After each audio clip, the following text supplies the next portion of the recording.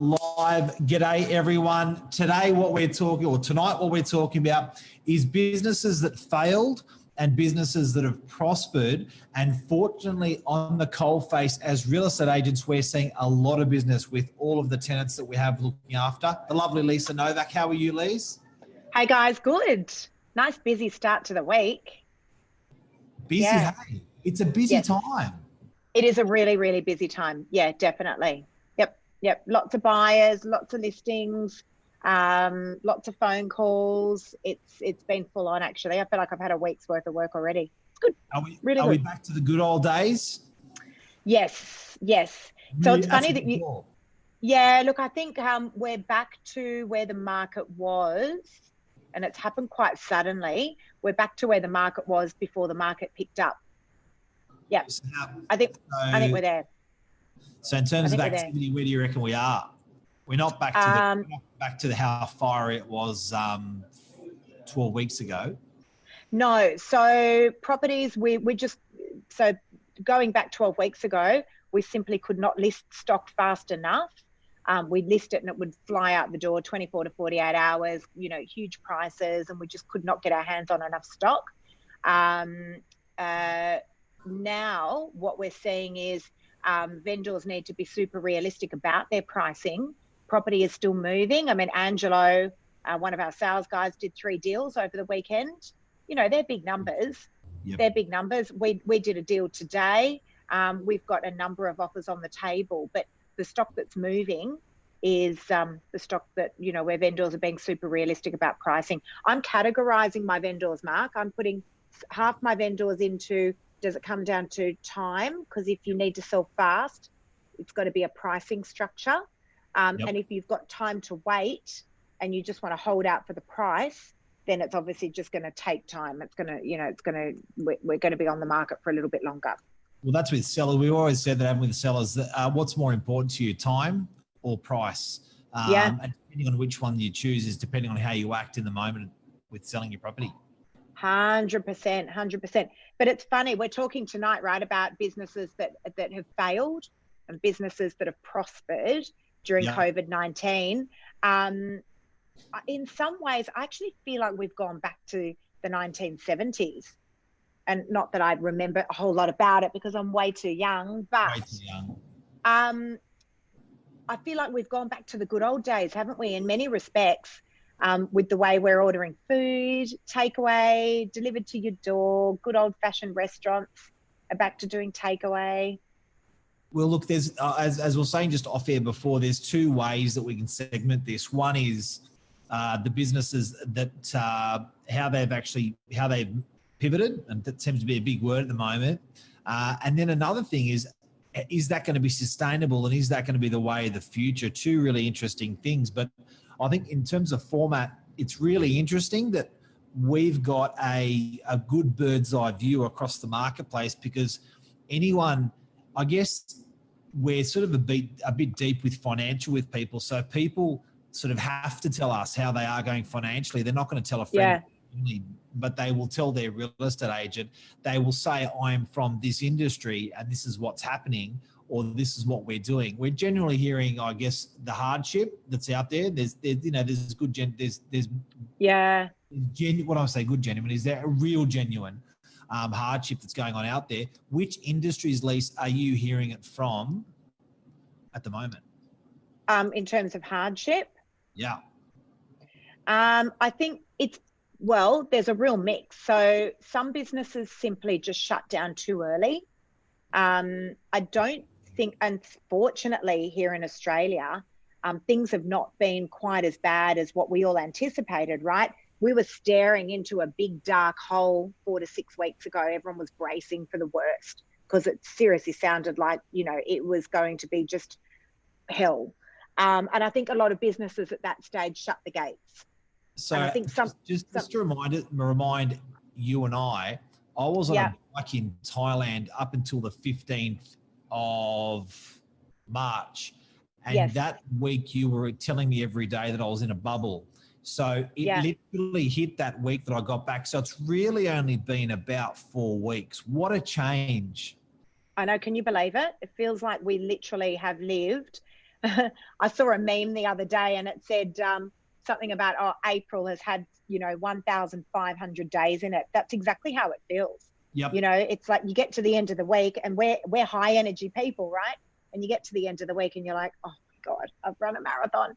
It's been crazy. But just getting back to those businesses. So some businesses shut down too early. Now, that's not me saying that.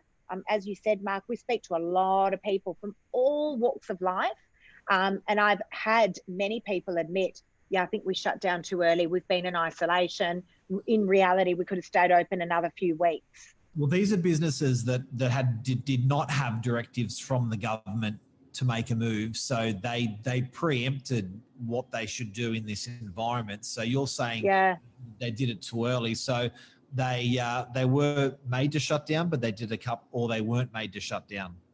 Yeah. And that's including some real estate offices as well. So we are allowed to stay open. We are allowed to operate. We're deemed an essential service. Yeah. There's some real estate offices, as you know, we're in touch with some principals, and they've agreed that they potentially shut down too early. Because the thing is, now that we're into it, and thank goodness things aren't as bad as what we all anticipated they could be, you can't come back now. So you can't say, all right, guys, it wasn't as bad as what we thought. So just come back to work and let's just get into it again. Well, you're the bad guy if you're reopening and we haven't really got over the hump yet. You know what I mean? So it's sort of, I guess. But I think also what's important is I don't think our industry, and let's just talk about businesses that have failed or businesses that have prospered.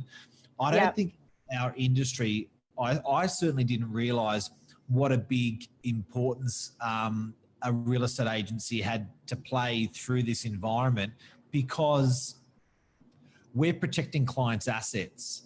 Now, if we were protecting those clients' assets and not together as a team, it would have been impossible to do that as effectively as we had. I'm really proud of our residential tenants, commercial tenants, and how they've been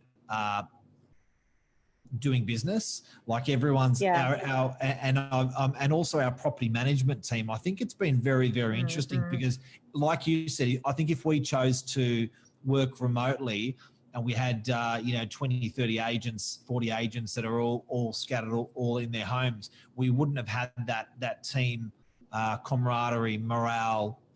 And again, we're just reminding everyone we are an essential service. So to have all those thousands and thousands of conversations, I think real estate, I think particularly agents, they're the ones that are stuck together. I think they've done very well with protecting owners' assets. What other businesses have prospered in COVID? So I think businesses that went into lockdown unprepared.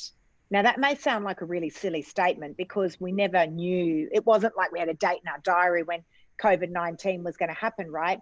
We were all unprepared to a certain extent, or were we?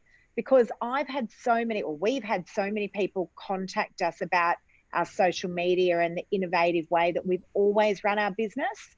And it certainly didn't take a pandemic for us to be able to pivot quickly. We're a business model that always sort of thought, ahead, because we always wanted to just be ahead and pioneer. And you're a bit of a crazy mad scientist and tech freak, which is amazing, because it's meant that within our own business model, not a whole lot changed. Do you know what I mean? It's not like we had to all of a sudden get our head around technology or social media or Zoom meetings, or we've been doing it for years. So I think when I say businesses that went into lockdown unprepared, I mean they'd never done social media before. They'd never used technology, 360-degree camera, Zoom. Can you imagine, Mark, trying to get your head around all of this quickly? It's taken us 2 years to work this stuff out, and all of a sudden you've got to work it out in 2 weeks. I think it's in business, in some parts of business, it's actually okay to be lazy. Lazy versus efficient is really interesting. Yeah. So allow me to give you an example. I think holding interstate business meetings now on Zoom is a necessity. And I've got a funny feeling coming out of COVID that those interstate meetings or those international meetings, a lot of them are going to be held on Zoom, because the older crowd are just happy with it to be done that way because it worked through COVID. So I think that.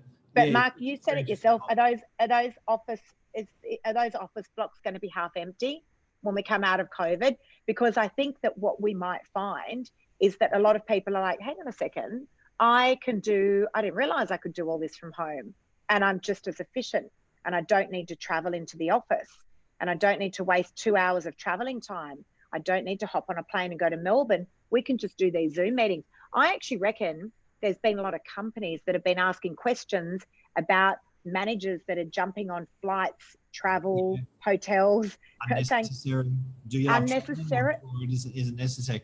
Hey, you know what I wouldn't mind asking our viewers?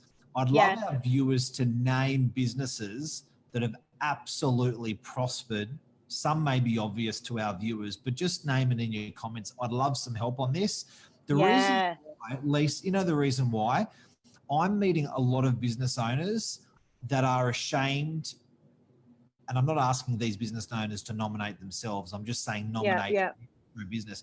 But they're ashamed to actually say that they're doing better, okay, or well in these hard times. But I can assure you, everyone, that there is a lot of pain out there, but there's a lot of joy that people don't want to express because it's not the right time. So I'd love to know of industries that people know that are actually doing well. Some that come to mind with me, the local coffee shop.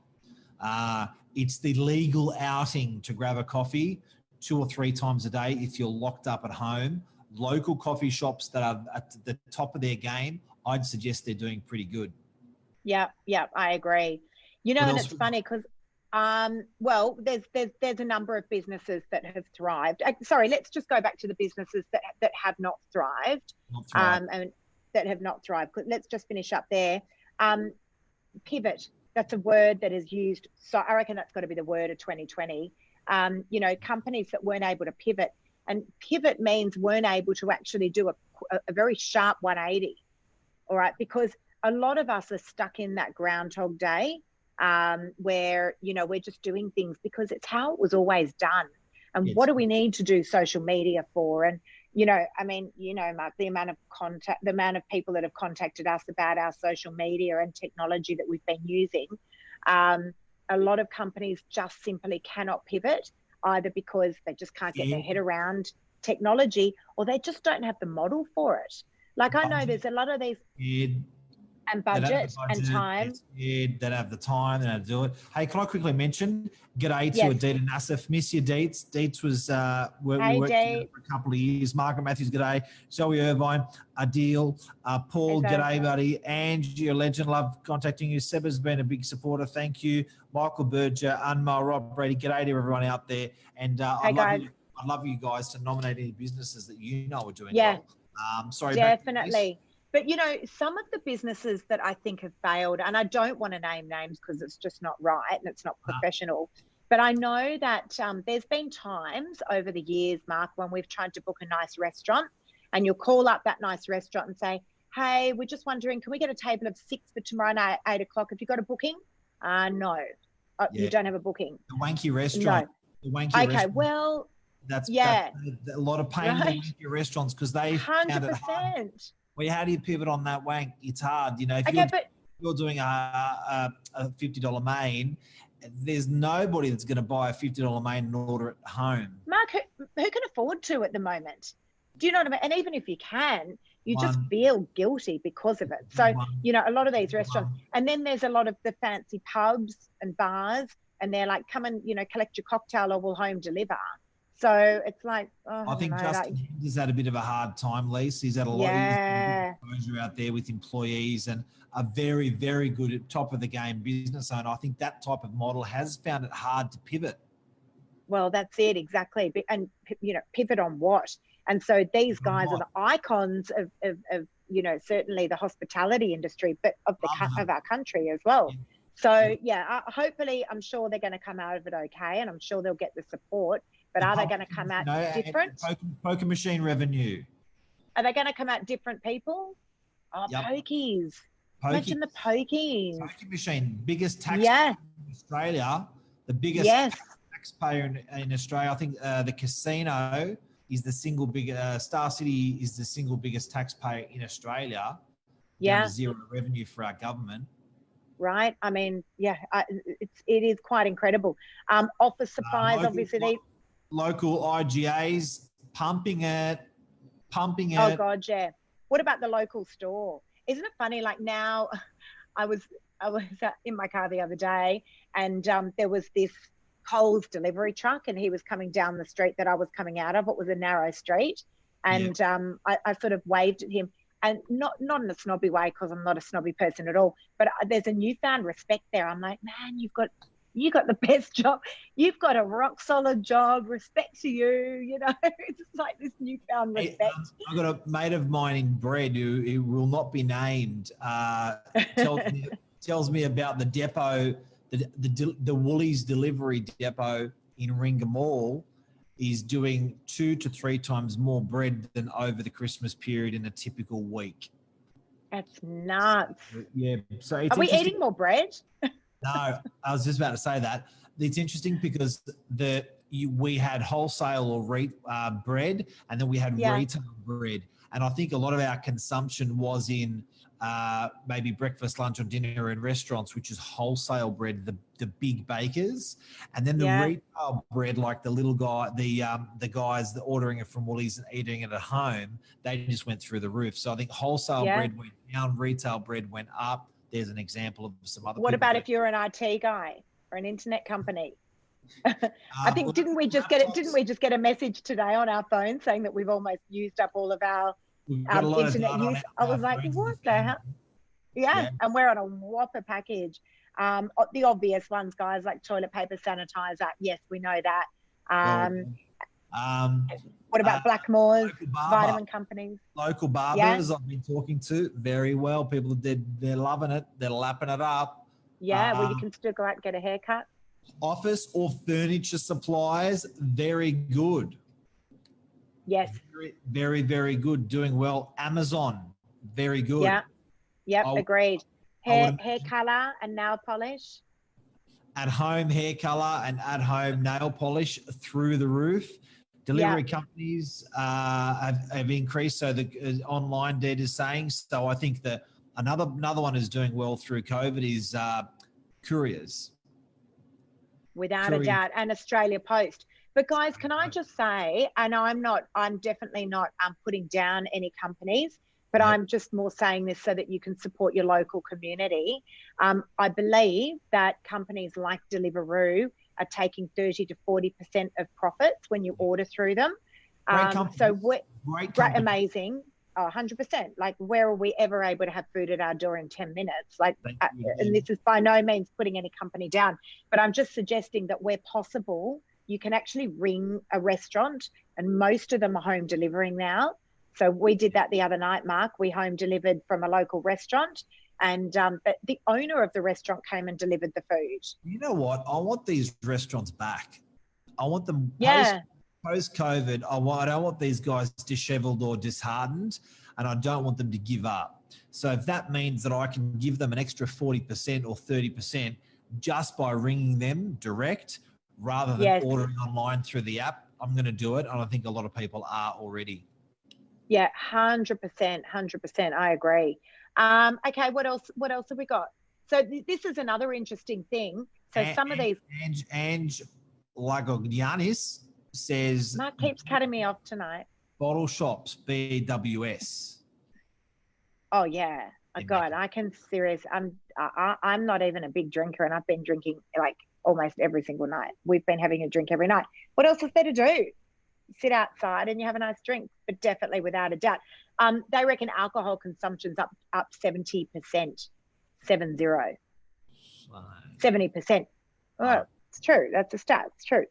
The other thing that's interesting is while so many of these businesses have pivoted and been innovative, what's going to happen when we get over the bridge? Is that innovation going to last? So all of a sudden, you know, Mr. Wong's is doing home delivery, and you can get like some beautiful fancy meal delivered to your home. But are they going to be doing that, or is it everyone's just going to like drop it like a bomb? It's like that. But it's true. Like, are they going to continue? Because there's some bloody brilliant ideas that have come out as a result of this. Like, some companies, I just think, oh my God, that's genius. Why weren't you doing it before? Hey, just quietly, some people call it pain, but I've actually enjoyed some of it. Like Yeah. having like Aussie Easter, because there was an Orthodox Easter last Sunday, and then there was Yesterday. Easter the week before yesterday. There was Easter the week before. I actually really enjoyed being boxed in my home with my family. Yeah. I loved it. And I was talking to a client today, and they just laughed because on the weekend they're watching people drive past, and it's like teenager, mum and dad all sitting in the one car. You never saw that stuff. Oh my God, isn't that the truth? And that's what I'm saying. We've gone back to the 1970s. We have. Because if you look at real estate, Mark, we're doing the one-on-one buyer appointments. Yeah. Like that's how your dad used to do it when he was in real estate. What do you mean you had an open home and 20 people came and you couldn't talk to anyone? What did they call it? Central locking inspections.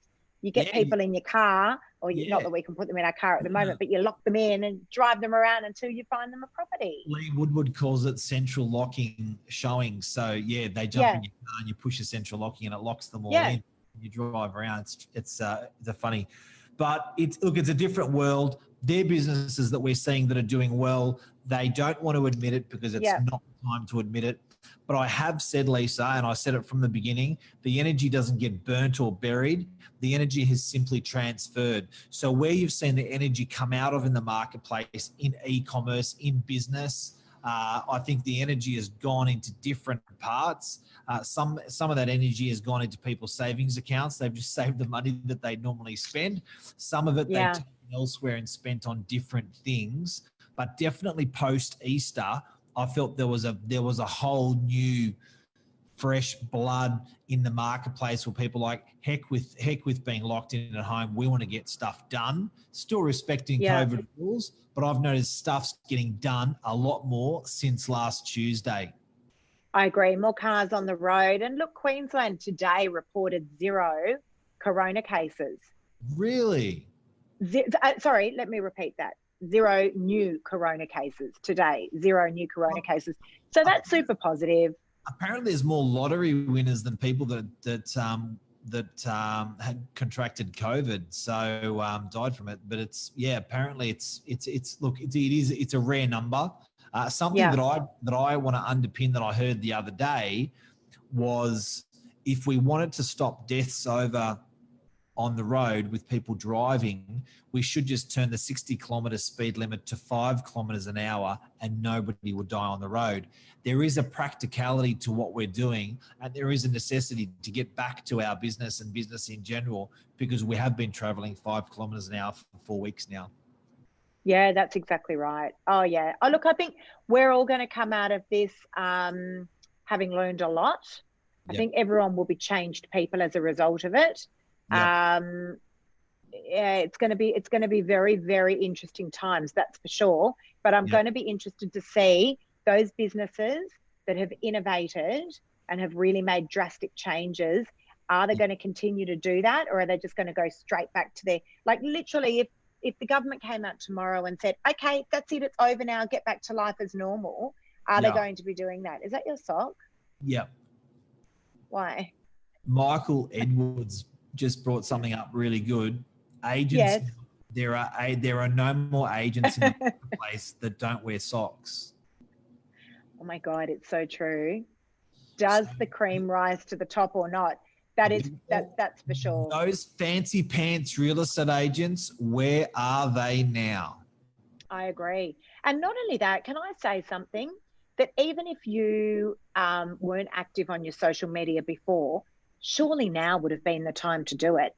If not for anything else, except to actually help people. People will never forget the way you make them feel during these times. Yes. So there's certain people that stand out to me throughout this whole process. And most of them are real estate related because we've been looking for the information and the knowledge. Tom Panos has been phenomenal. And look, he's had, he mentioned the other night when we had him on how many conferences he had cancelled, making no money out of this. He's been there for the agents. Now, the agents have to be there for their landlords, their tenants, their buyers, their sellers. That's what I'm talking about. Yeah, 100%. You know, and our staff have been phenomenal. I mean, those guys, what did you call the property managers, Mark? You said they're going into the hurt room, HURT. Oh, look, I find it even awkward to repeat, Lise, but you know, that property management office is the hurt room. It is, these guys are punching bags for tenants and landlords all day long. I know they get paid for it, but geez, it's been a lot of punches thrown in the last. Oh my God. And if it's not punches, Mark, it's sad stories, like people on the phone crying. They don't know how they're going to feed children. And, you know, like that's hard for anyone to hear. Some genuine. Unfortunately for the non-genuine, it's harder to cut through and help. But my point is, and we've had a lot of emails coming through from landlords and tenants, like thanking our property managers for the way they've handled things with such compassion and knowledge and professionalism. But the reality of it is people will never forget the way you make them feel throughout these times. So if you're an agent or if you're a business owner or whatever you are, an employee or an employer, and you haven't done things that are going to be memorable, people will remember that. They won't forget the way you did or didn't make them feel. I think that's critical. So Victoria's saying, I'm hoping agents have compassion. Paul, good day to you. Hey, guys. Don't mean bags to the real estate agent. Don't mention bags to real estate agents, briefcases. And what else? We got toilet paper suits. Toilet paper suits are on sale for real estate agents. But it's interesting, hey, guys, it's I guess part of tonight was just to talk about what's on our mind, what we're noticing out there. And the good news is that we're starting to realize there's a lot of people that are actually doing a little bit better, and there's a lot of people that are doing a little bit less better. But I think we've got to acknowledge both, respect both, and I don't fear as much as I did 3 weeks ago, because all I heard was the pain and the stories of business and industries. Yeah. And then the last couple of weeks, I'm starting to hear the better stories coming out, and that's really a lot of hope that we wanted to sell to everyone. Yeah, absolutely. But it's not too late either. You know, I think there's a lot of people that are like, oh, I don't know, if I don't know haven't started to do the social media now or whatever it might be, innovate, pivot, whatever you want to call it. It's not too late. It's not too late. You know, it's not too late if you start in a year. Look how old you are. I think, like, you know what I mean, with social media. Like you're 30. Yeah. You're going to be in trouble for that later. Big trouble. All right, guys. Anything else we need to cover? 5 years older than me. On that note, it's almost my bedtime. Just because I'm so old. No, guys, I'm joking. Love you. Hopefully we're helping you. Hopefully we're helping you out with everything that we've been doing. Certainly, thank you for your messages of support. But sometimes we do feel like we're crazy, particularly me. So it's been a really, really interesting time in the marketplace. And I did a little pledge and a thank you to our crew last week. Hand on my heart, you know, legends, our landlords. You know, there've been some terrific landlords there with big hearts, and then some terrific tenants as well. So, but I you know what else, Elise, I feel it's settled. I feel that the panic has settled, and there's this new norm that we're sitting in now, which is not a bad place to be. Yeah, well, we just know what we're dealing with now. Yeah. That's the difference, okay? Because 4 weeks ago, looking into the dark tunnel, no one actually knew what we didn't know what we were heading into. It was day by day by day, right? And every day we were like holding on, looking. And now it's like, okay, we're doing it. I met up, I was chatting with a girlfriend last night, and she said to me, I just can't do this anymore. I don't know how we're going to get through this. And I said, what do you mean? We are getting through it. And we are. That's the reality of it. We are through it. And I feel like we're 3/4 through it. Look, guys, the fact is it's only going to get better. We know that now. Now, when there was 2 million jobs lost in a week at the beginning of COVID, the workforce went from 12 million down to 10 million. does scary times. But Mark, guess what's going to happen? Again, if the government called it today and said, okay, restaurants can start to open again, well, all of a sudden unemployment drops because those stop wearing socks again. Maybe because I can't afford them anymore. But, Awesome. that's the reality of it, is that, the restaurants will open, the bars will open. They need to fill those, that they need staff. They need to staff it. So anyway, interesting times. We are getting through it. Well done. I'm super proud of our country and how everyone's conducted themselves. I think we've done it in a relaxed way. I don't think that anyone's gotten overly hysterical. You see some of these countries and how people have reacted. And I think, we've done a phenomenal job. The hospitals, the government, everybody, our staff, our families, our friends, like everyone's just been super supportive of one another. Yeah. Absolutely. All right. Anything else? Amal says, very true. It's becoming the new norm, that we're sort of on our way out. Like, hallelujah. Thank you. And Victoria's saying that there's a lot of stuff, admin stuff that was identified where we were concentrating on stuff that was not necessary. So, man, I'm not trying to sell hope or positiveness or anything, but I can certainly see where we have become better out of this. And yeah, you're right, absolutely. Where it's, I think the pain's only going to get easier now for most. We all took a big magnifying glass and we had a good look right across our lives. That's what we did. What's essential? That's what we did. Yep, absolutely. All right, guys. We hope we've helped you out a little bit. Yeah, Lisa. And he'll be home soon, so I'll let him know that you said hi. Okay, thank you very much. All right, guys. Have a great week. Talk to you soon. Have a good one. Cheers. Bye. See ya.